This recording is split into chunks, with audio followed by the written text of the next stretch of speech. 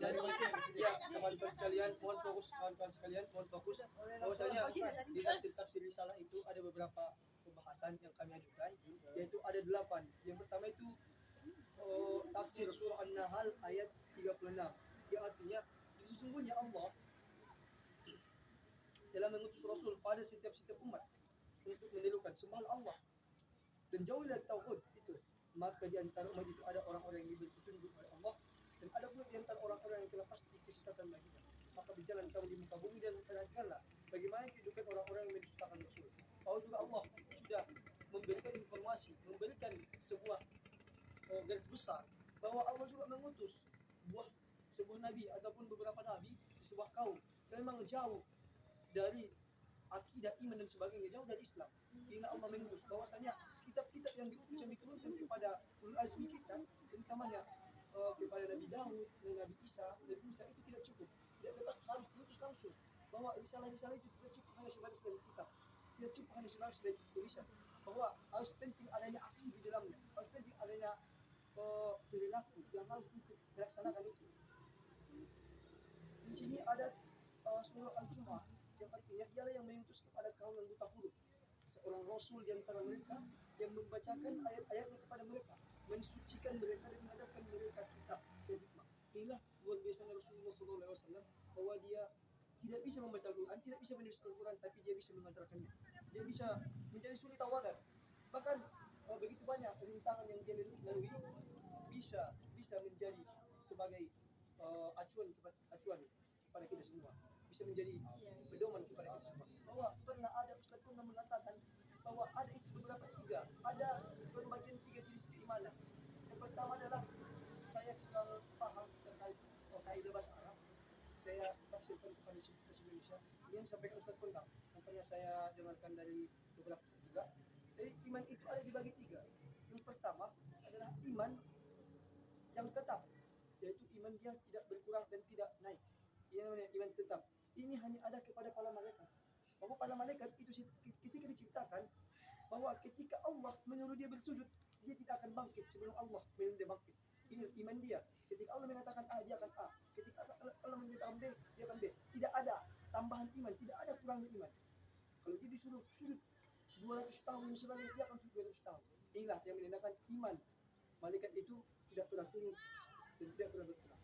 Ada kawan-kawan sekalian, Bapak dosen pelaku, bahwa iman itu tidak berkurang dan selalu naik. Inilah iman yang dicontohkan oleh Rasulullah SAW, bahwa kita pelajari dari dahulu bahwa Rasulullah SAW sudah dibersihkan hatinya, dicuci hatinya oleh malaikat Jibril, bahwa inilah yang menandakan bahwa itulah titik pedoman kepada Rasulullah SAW, bahwa imannya selalu naik, tidak pernah berkurang.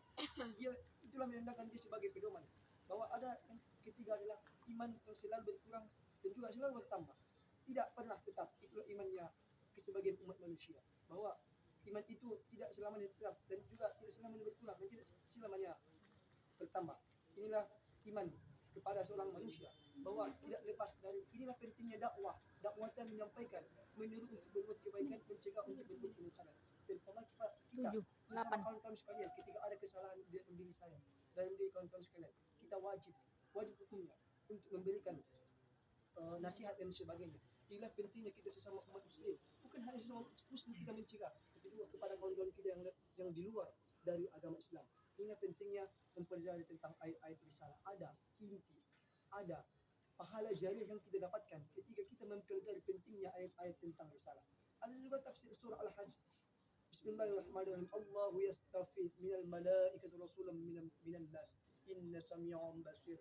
Artinya Allah memilih para utusannya dari malaikat dan dari manusia. Sesungguhnya Allah Maha mendengar dan Maha melihat. Dan juga ada tafsir surah Al-Hadid ayat 25.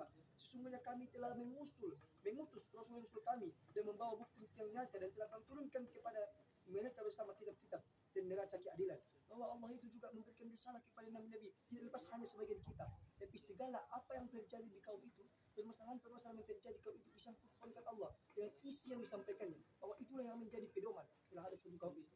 Bahwa Allah juga akan memberikan hukuman sanksi ketika suatu kaum itu tidak membenarkan ataupun tidak mengikuti dari kebaikan dari para nabi-nabi tersebut. Itulah bahkan banyak kita lihat di buku-buku 25 kepada Nabi dan Rasul. Bagaimana ajab yang diberikan Allah kepada mereka yang selalu mengingkari dengan yang selalu mengingkari apa yang disampaikan oleh nabi-nabi tersebut. Yang kelima surah Al-Fat ayat 28. A'udzubillahi minasyaitonir rajim. Wallazi arsala rasulahu bil huda wa dinil haqq liyudhhirahu 'ala dini kulli wa kafa billahi shahida. Dialah yang mengutus rasulnya dengan membawa petunjuk dan agama yang hak agar dimenangkan terhadap semua agama, dan cukuplah Allah sebagai saksi. Bahwa beberapa pembahasan kita ini lebih menekankan bahwa Allah memberikan informasi tentang risalah-risalah ini dalam Al-Quran. Bahwa ketika kita membaca semua, informasinya sama, hanya perbedaan-perbedaan sedikit, yang isinya adalah memberikan pengajaran ataupun memberikan risalah terhadap Nabi, bahwa Allah itu juga mengutus para Nabi itu bukan hanya semata-mata karena itu, tapi ada risalah yang dia masukkan kepada itu. Jadi kesimpulan dari ayat risalah ini adalah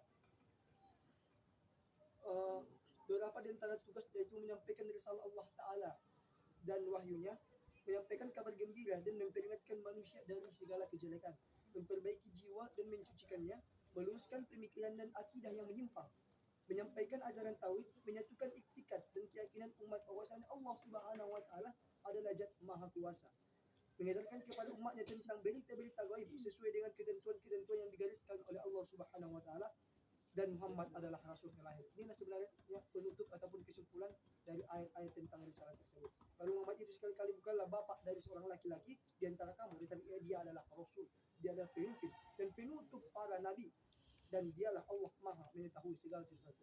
Bahwa ketika ada di masa sekarang ini, bahwa banyak orang-orang tokoh besar dan sebagainya, bahwa Nabi kita sebagai panutan, kita tidak boleh mengidolakan orang-orang lain dan sebagainya. Kita tetap dalam fadilah kita mengidolakan Rasulullah Sallallahu Alaihi Wasallam, bahwa ketika kita menjalankan sunnahnya, bahwa ketika kita mengidolakannya, inilah yang menjadi acuannya, bahwa Rasulullah Sallallahu Alaihi Wasallam itu sangat merindukan kita. Para sahabat bertanya ataupun mengatakan dalam sebuah majelis, dia mengatakan bahwa aku sangat merindukan kaumku. Bahwa para sahabat mengatakan, kaum yang bagaimana? Apakah kamu termasuk kaum yang kamu rindukan? Tidak. Bahwa aku merindukan kaumku di suatu saat nanti yang tidak pernah melihatku ataupun tidak pernah bertemu denganku, tetapi dia selalu melaksanakan sunnah-sunnahku. Itulah yang menjadi acuan bahwa kita harus tingkatkan rasa cinta kita kepada Rasulullah Sallallahu Alaihi Wasallam. Bahwa risalah ini tidak lepas dari dakwah, risalah ini tidak lepas dari memberikan nasihat, risalah ini tidak lepas dari mencegah dari kemungkaran. Bahwa seperti surah Al-Imran, kuntum khairu ummatin ukhrijat lin-nas ta'muruna bil ma'ruf wa tanhauna 'anil munkar. Bahwa haruslah ada umat, apa kata Allah, kuntum, kalian adalah umat terbaik ukhrijat lin-nas, diciptakan untuk manusia. Apa letak keterbaikan kita diciptakan manusia? Apa terbaiknya? Yaitu yang pertama, kalau kita menyuruh untuk berbuat kebaikan, mencegah untuk berbuat kebaikan. Apakah cukupnya itu? Tidak. Bahwa wajib menyuruh billah, engkau beriman kepada Allah, dan kami dengan beriman. Bahwa ketika kita menyuruh untuk berbuat kebaikan, mencegah dari kemungkaran, tidak cukup menjadi umat terbaik di hadapan Allah, tapi harus ditutup dengan beriman kepada Allah Subhanahu wa Ta'ala. Ilmu dakwah inilah yang harus kita terapkan, terutamanya dalam sekitar kita, keluarga kita, terutama dalam diri kita sendiri, mencakup kepada masyarakat, kelurahan, kecamatan. Itu akan berkembang sampai nanti menjadi sebuah negara yang madani, menjadi masyarakat atau masyarakat yang cinta terhadap Al-Quran, cinta terhadap Nabi, cinta terhadap bahwa kita ketahui bahwa ada sebuah hadis Rasulullah SAW yang kira-kira artinya bahwa engkau nanti suatu masa, kawan-kawan sekalian, engkau nanti suatu masa akan ada suatu masa itu engkau bahwa Islam itu banyak tetapi seperti buih di lautan. Bahwa apa? Islam itu tidak berkurang, Islam itu tidak semakin sedikit semakin tahunnya, tetapi semakin bertambah. Tetapi dampak dari Islam itu tidak ada, seperti buih di lautan, kosong, tidak ada. Bahwa ketika orang lain menyatukan Islam, tidak ada dampak dari kita. Jadi ketika Islam itu ada yang menolakkannya, ada yang menjelekkannya, itulah guna kita sebagai umat Islam dalam menegakkan keadilan. Jadi intinya tidak lepas dari dakwahkan untuk menyampaikan kepada kebaikan dan menyuruh untuk membuat kebaikan dan mencegah dari kemungkaran. Mungkin itu saja yang dapat saya sampaikan. Maaf. Allahumma ila qawmi thariq. Assalamualaikum warahmatullahi wabarakatuh. Waalaikumsalam warahmatullahi wabarakatuh. Bisa juga